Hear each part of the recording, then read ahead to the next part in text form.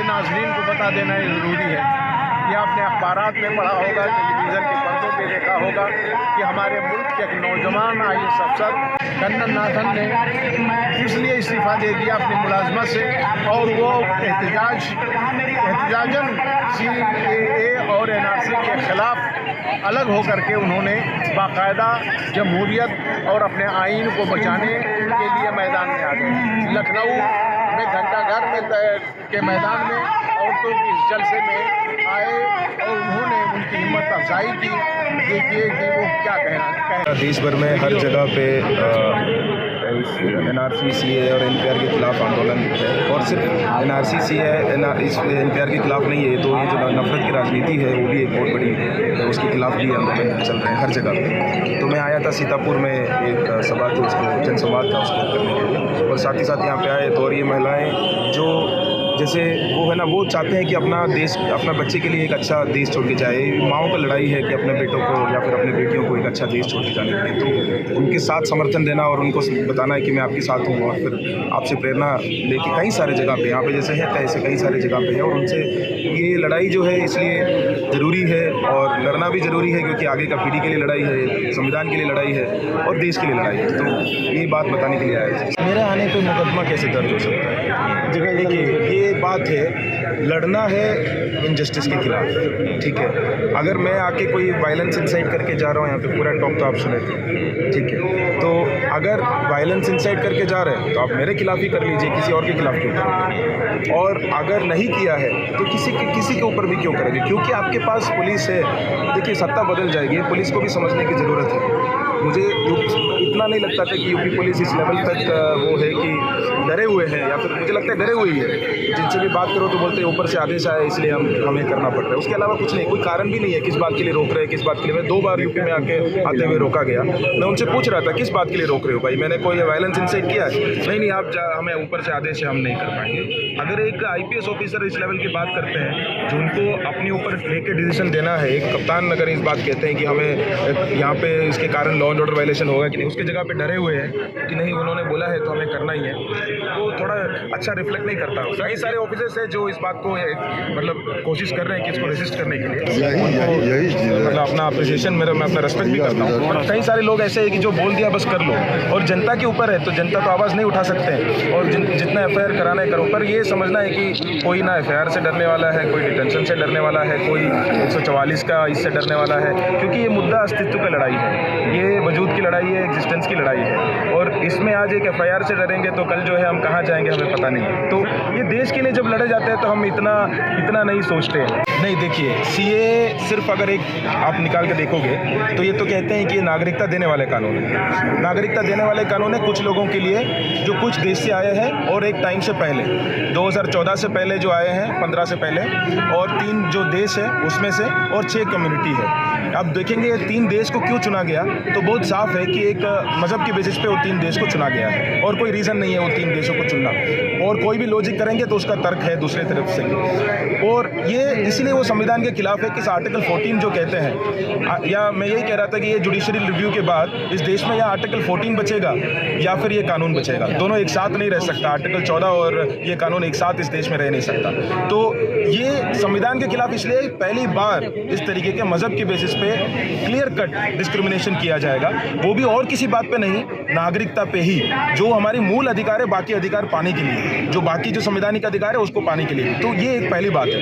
पर इसके आगे जो है, जो ये कहते हैं कि NRC लेके आएंगे, और पहले जो बताया भी था कि अभी NPR जो कर रहे हैं, बोल रहे हैं कि NRC के बारे में हमने सोचा नहीं, पर साथ ही साथ जो है NPR कर भी रहा है। अगर भाई सोचा नहीं है तो कर क्यों रहा है? तो आप सोचे, पहले डिसाइड करें, लोगों से कंसल्ट करें, कंसल्ट करने के बाद अब NPR का प्रोसेस शुरू करें। अगर सब लोग सहमति है तो, नहीं है तो NPR ना करें। ऐसे में अगर आप एक तरफ कह रहे कि हमने सोचा नहीं, ना रूल आया ना कुछ आया, पर हम साइड से जो है NPR करेंगे, और आप खुद ही 10 बार कह चुके हैं कि NPR ही जो है NRC का पहला स्टेप है, तो ये तो बहुत ज़्यादा कॉन्ट्रडिक्टरी है जो कह रहे हैं। तो उसके बाद जो आसाम में भी हुआ, आसाम में जब NRC हुआ, NRC कागज़ के ऊपर का एक्सरसाइज है, वो ना हिंदू देखता ना मुसलमान देखता है, वो देखता है कि कागज़ है या नहीं। और कागज़ जो है इस देश में गरीबों के पास नहीं होता, गरीबों के पास नहीं होता, सबसे ज़्यादा औरतों के पास नहीं होता। अब आसाम में देखेंगे औरत सबसे ज़्यादा उसमें है, जो बाढ़ से पीड़ित है उनके पास नहीं होगा, जो यहाँ से जाके दिल्ली मुंबई मुंबई कई जगह जाके रुके हुए हैं, झुग्गियों में रह रहे हैं, जिनके पास कागज़ नहीं होगा, झुग्गी में आग लगी है उनके पास कागज़ नहीं होगा, घूमंतु जाती है उनके पास नहीं होगा, ऐसे कई सारे भूमिहीन लोग हैं उनके पास कागज़ नहीं होगा, क्योंकि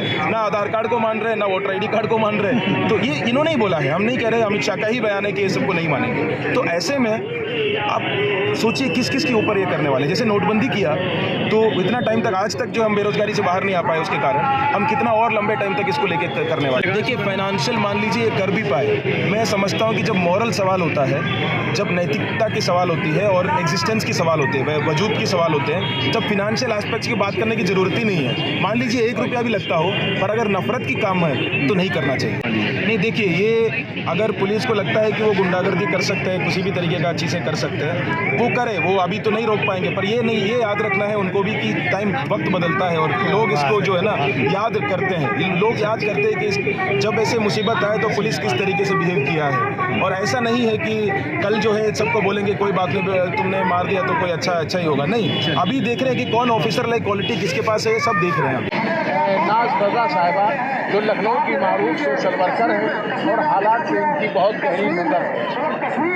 नाज साहिबा, आपसे ये पूछना हम चाहते हैं मशरक़ न्यूज़ की तरफ से कि जब हुकूमत बार बार ये कह रही है कि अभी हम इसके सिलसिले में कोई फैसला नहीं कर रहे हैं NRC के सिलसिले में, तो क्या इस तहरीक को आगे बढ़ाना जायज़ है?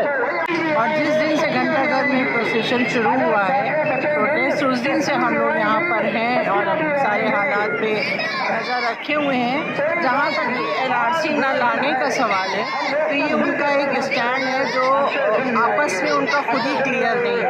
अमित शाह जी कुछ और कहते हैं और उसमें मोदी जो है वो कुछ और कहते हैं। पार्लियामेंट में भी एक आवाज़ सुनी जा रही है कि वो लिख के देंगे कि संसद में कि NRC लागू अभी नहीं होगा। लेकिन अभी का मतलब ये कि जैसे ही हम लोग प्रोटेस्ट ख़त्म करेंगे और अमन व अमान हो जाएगा, वो उसको दोबारा शुरू कर देंगे, क्योंकि ये तो उन्होंने कही दिया है कि वो 100% आएगा और हम 1 इंच पीछे नहीं हटेंगे। इसलिए हम लोग का ये प्रोटेस्ट है कि वो संसद में रिटर्न में दें कि NRC आएगा ही नहीं। और NRC बेसिकली जो आसाम में 15 लाख लोग नॉन मुस्लिम जो NRC के तहत बाहर हो गए हैं, इसलिए उनको इतना CAA की प्रॉब्लम हो गई और उन्होंने ताबड़तोड़ उसको पास करा दिया दोनों उसमें, ताकि वो अपने उन लोगों को अंदर ले सके। और ये पूरी एक मुहिम है मार्जिनल लाइन पे रखने के लिए, ख़ास सेक्ट को, एक वोटर लेते वक्त तो वो हमारा नाम कभी नहीं पूछते हैं और वोटर हम पूरा हमारा एक वोट बैंक उनके लिए खड़ा रहता है, जो भी पार्टीज़ हों। और जब उनका मकसद निकल जाता है तो वो इस तरह की बातें करते हैं। सेकेंडली है कि जब हमें उनकी बिल्कुल ज़रूरत नहीं थी, जो 3 तलाक़ का मसला था, वो बिला वजह इसलिए लेके चले कि वो मुसलमानों को अपनी तरफ कर सके। और बहुत अफसोस है मुझे कि कुछ बहनें मेरी इस 3 तलाक़ बिल आने के ऊपर बहुत नाची और खुश हुई। वो शायद इनका आगे का मंशा नहीं समझ रही थी और इतनी गहराई से उनको इनके बारे में नहीं पता था। ये एक लुभाने वाली बात थी।